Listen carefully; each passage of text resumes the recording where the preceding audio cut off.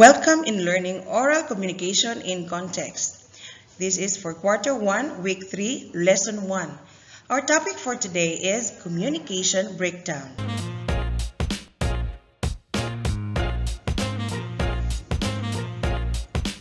The most essential learning competency is for the students to use various strategies in order to avoid communication breakdown.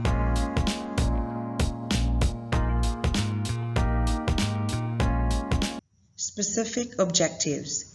After the lesson, students are expected to, number 1, define the concept of communication breakdown.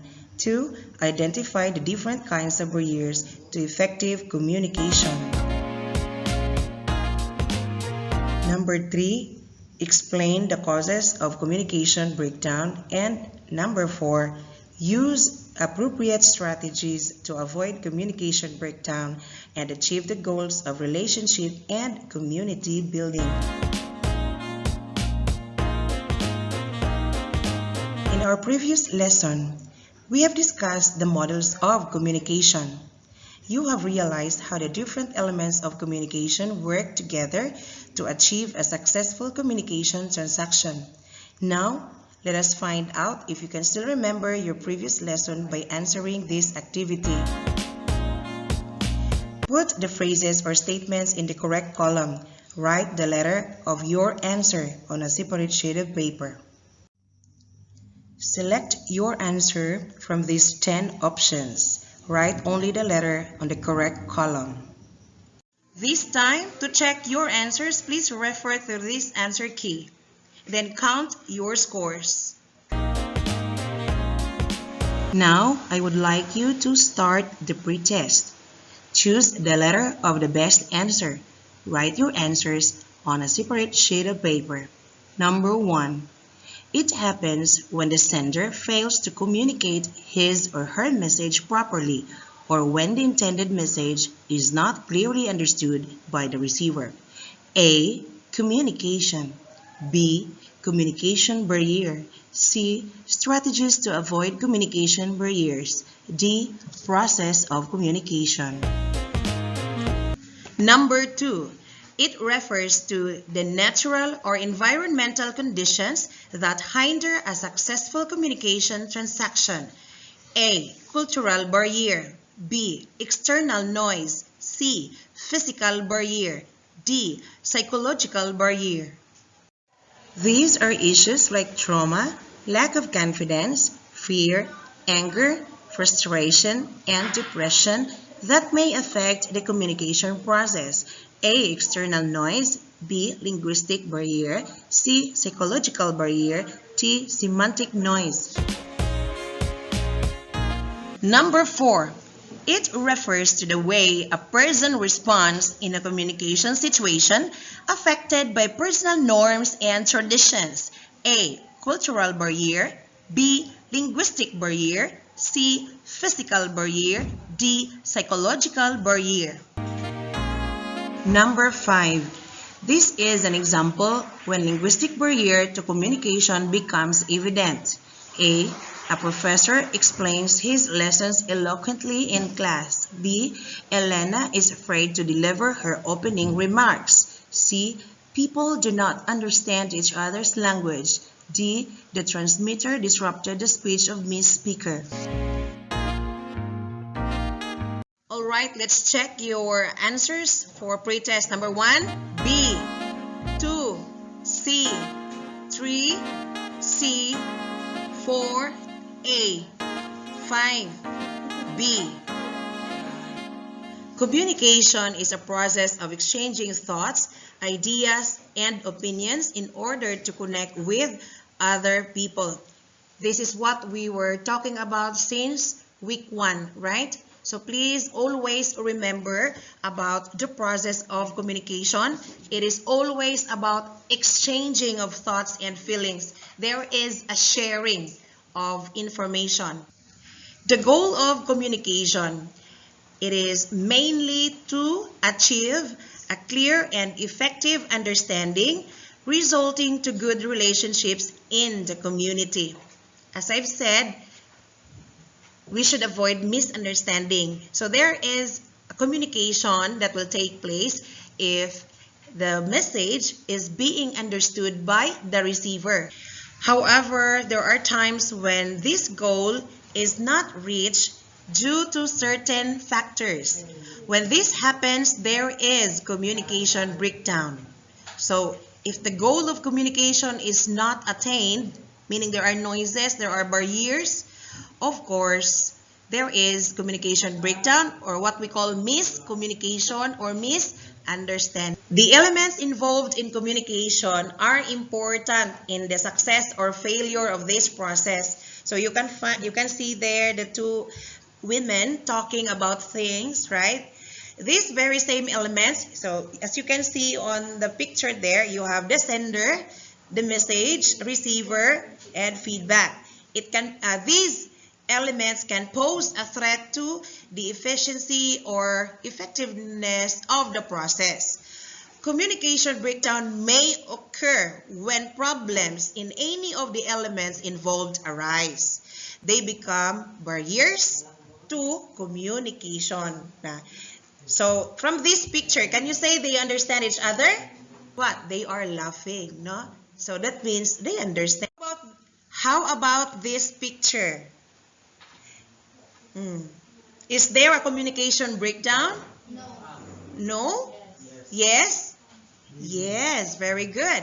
There is, because the other woman at the left is what? It's like she's asking again, what? She's frowning. No? Look at her eyebrows. Huh? Maybe she's trying to say, again, can you say it again? Communication breakdown results when the intended message of the sender is not understood exactly by the receiver. Barriers to communication are present. Recognizing the barriers or obstacles to effective communication is important in order to avoid communication breakdown or misunderstandings. Physical barriers are the natural or environmental conditions that act as barriers or hindrances or obstacles in communication in sending the message from sender to receiver. Examples of physical barriers: people talking too loud, noise from a construction site, loud sound of a karaoke, blaring of jeepney horns.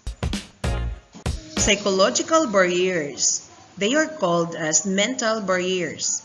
They refer to social and personal issues of a speaker towards communicating with others.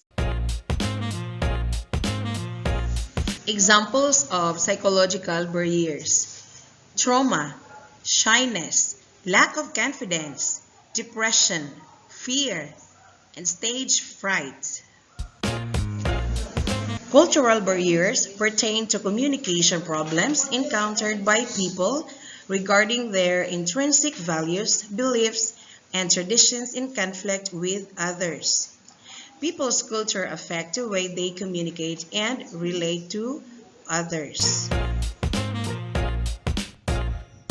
Examples of cultural barriers: 1. Or different beliefs. 2. Traditions and customs. 3. Manners of dressing. Meanwhile, linguistic barriers relate to conflicts with regard to language and word meanings. Because words carry denotative and connotative meanings, they can sometimes cause confusion and misunderstanding. Meaning of words and symbols also vary depending on culture. Examples of linguistic barriers: difference in language, the accent and the dialect used, the use of jargon and slang.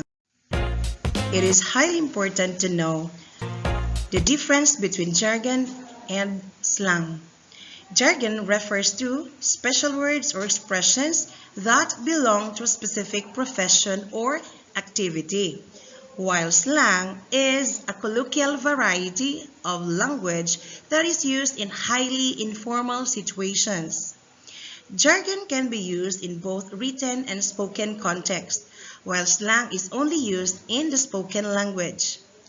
Jargon is not informal. and can be used in a professional text. However, slang is informal and cannot be used in a professional context. Knowing more about barriers, Verderber 1991 gives a similar idea of barrier when he classifies noise into three kinds: external, internal, and semantic noise. When we say external noises, these are the sight, sound, and other stimuli that draw people's attention away from intended meaning. Examples: noise from vehicles, singing at the neighborhood, visual aids in front of the classroom, the dog barking, the sound of airplane. Meanwhile, internal noises are the thoughts and feelings that interfere with meaning. Examples: confrontation with a friend, fear of speaking in front of the class, racial prejudice. Semantic noises are the alternate meanings aroused by speakers' symbols. This idea means that a word may have another meaning in the minds of the students. This is affected by the language in which they grew and the culture in which they are exposed.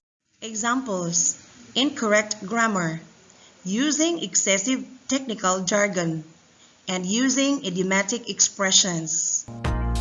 Now let's try to answer the activity 1. This is to find out whether you understand or not.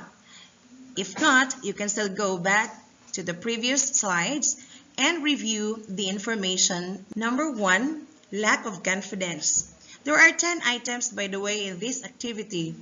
All you have to do is identify the kind of communication barrier exemplified by each description.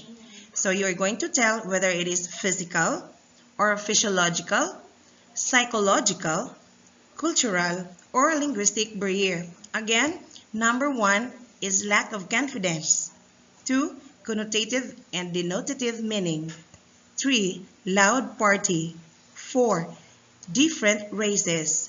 5, poor lighting. 6, lack of interest and attention. 7, different views and opinions. 8, using idiomatic expressions. 9, information overload. 10, feel frustrated. Alright, then let us try to check your answers for activity 1. The answer for number 1 is psychological barrier. 2, linguistic. 3, physical barrier. 4, cultural. 5, physical or physiological barrier. 6, psychological barrier. 7, cultural barrier. 8, linguistic barrier. 9, psychological barrier. And finally, 10, psychological barrier.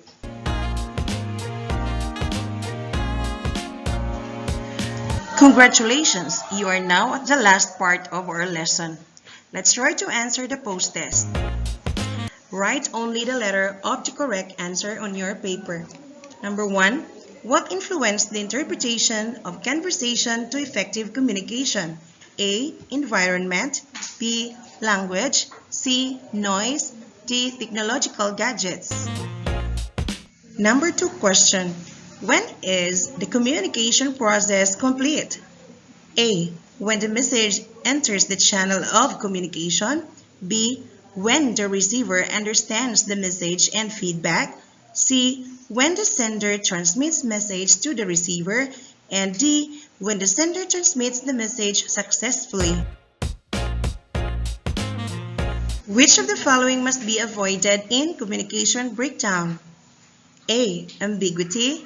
B, focused attention. C, personal interpretation. D, both A and B. Which barrier includes the mental conditions of the listener? A, cultural barrier. B, linguistic barrier. C, physical barrier. D, psychological barrier. Number 5. Which barrier includes the hearing or sight problem of the listener? A, cultural barrier. B, linguistic barrier. C, physical barrier. D, both A and C. Let's try to check. I know you'll get perfect scores. Well done! Congratulations!